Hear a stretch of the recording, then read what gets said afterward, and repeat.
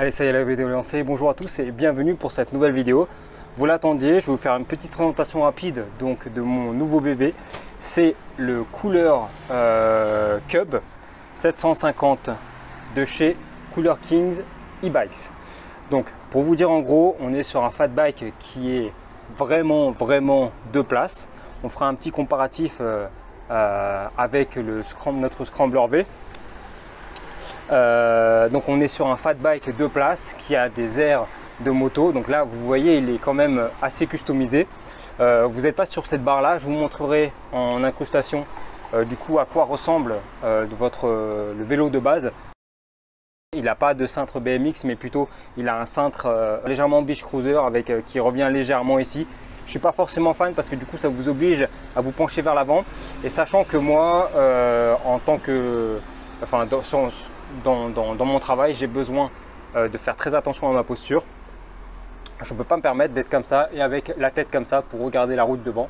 Donc du coup, je préfère être bien aligné ici et en fait avoir à peu près la même posture qu'on pourrait avoir sur un vélo de ville, en fait, avoir une position droite. Voilà. Déjà, respect des cervicales, alignement des cervicales avec votre colonne vertébrale. Donc du coup, potentiellement moins de problèmes par la suite, et donc du coup, vous allez aller moins chez le kiné ou l'ostéo. Voilà. Donc du coup ça c'est petit aparté. On est sur un moteur de 750 watts pour ce modèle et 48 volts 15 ampères. J'ai fait des modifications dessus. Là on est passé sur on est sur un 750 watts mais qui fait un pic à 1500 watts, et on est passé sur des batteries à 52 volts. Voilà, double batterie. Je vous fais la présentation du vélo, c'est parti. Tac. Donc ici vous pouvez voir, on est sur quelque chose qui va vous être très familier. On est sur un phare style moto qu'on peut retrouver sur nos One Mile également.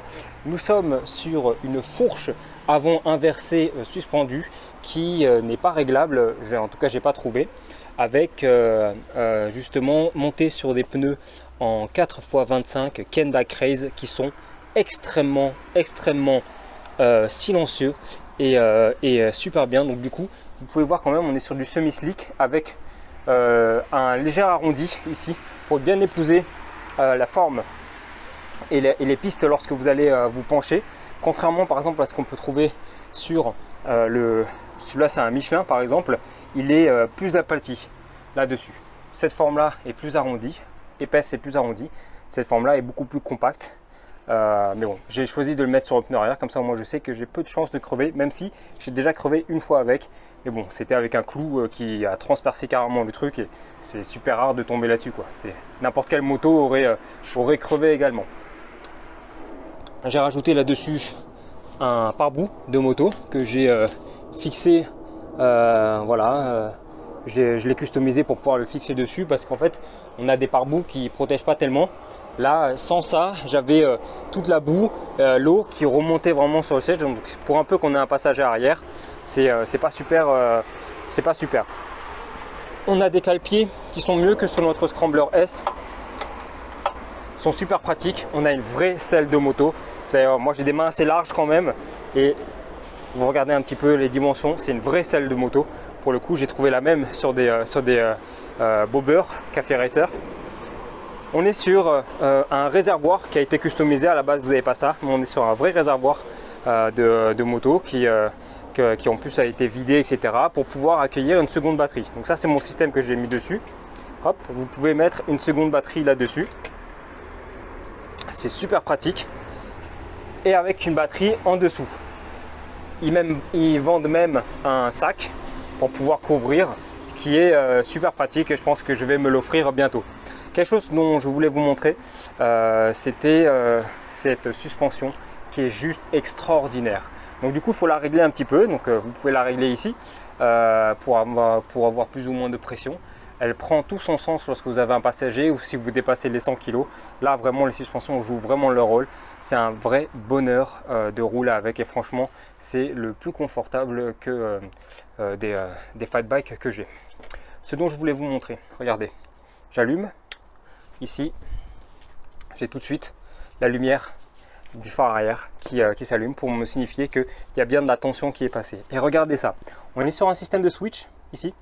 En fait, pour passer d'une batterie, donc sur la batterie qui est ici à la batterie qui est là, il suffit juste de faire ce bouton là, tac. Donc là par exemple, ça a déconnecté la tension, donc ça a switché le système de cette batterie pour passer sur cette batterie là. Vu qu'il n'y en a pas, ça s'est pas allumé. Et donc du coup vous allez voir, si je repasse sur ma batterie, tac, voilà, tout simplement. Une chose que j'adore et que j'apprécie particulièrement, ça va être cet accélérateur qui a un bouton poussoir ici qui me permet de pouvoir activer ou désactiver l'accélérateur. Et ici, là, nous avons une série de commodos qui est juste extraordinaire. Regardez, ça de base, je peux appuyer ici et hop, vous allez voir, là, ça va s'allumer. Ok, donc du coup, je peux choisir d'allumer ça. Ensuite, je peux avoir anti-brouillard, feu de croisement, très bien. Mais surtout, ce qui est le plus important, ça va être ça.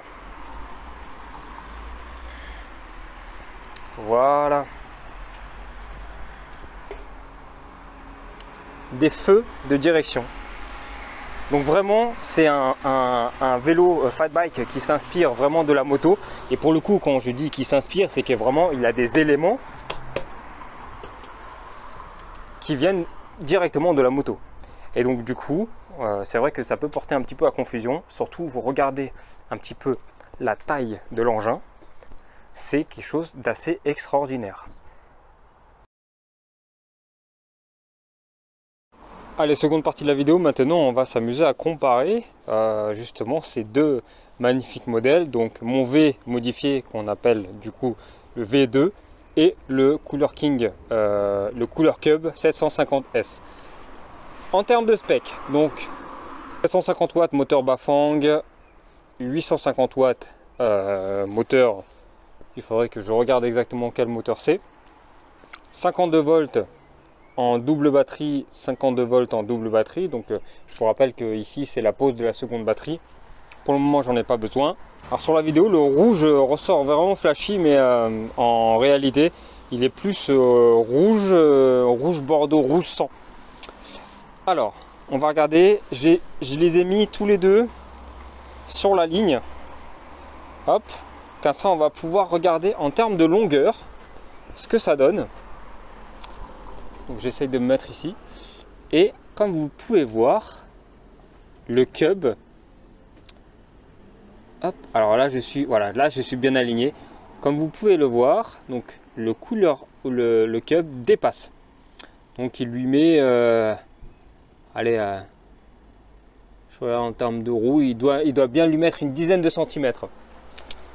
Si je vous place ici, vous allez pouvoir voir la différence entre les deux selles. Hop, là je suis bien aligné. Vous voyez voir ici à quel point la selle dépasse également. Parce que bah voilà, là on est sur une selle, une personne bien confortable, bien large. Et là on est sur deux personnes. Je trouve que cette selle est plus confortable, c'est normal, il y a plus de rembourrage, elle est magnifique. Celle-ci est plus fine, mais elle compense sa rigidité par ses suspensions, cette suspension qui est juste extraordinaire. En termes de confort, je trouve que les deux se valent. Vraiment, nous, possesseurs du Scrambler V, on n'a pas à rougir du confort de notre Scrambler qui est extraordinaire. En termes de conduite, bah justement, j'ai fait en sorte d'avoir une conduite qui soit similaire sur ce vélo comme sur ce vélo en fait. Et même le fait d'avoir rehaussé la selle là-dessus, ça me permet d'aller chercher encore plus loin. Donc du coup, techniquement, sur celui-là, je consomme moins de batterie que sur celui-ci où mon extension de jambe n'est pas est réduite. Allez, on continue sur la face avant. Bon, là, je vous présenterai par la suite le vélo de ma femme que je viens de terminer, qui est juste ici.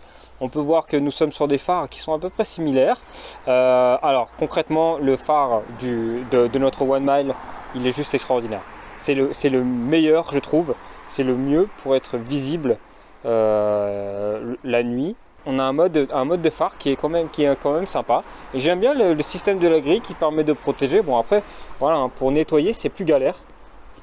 Là-dessus, je passe un coup de chiffon, etc. Et là-dessus, il faut que je dévisse la grille pour pouvoir bien nettoyer derrière.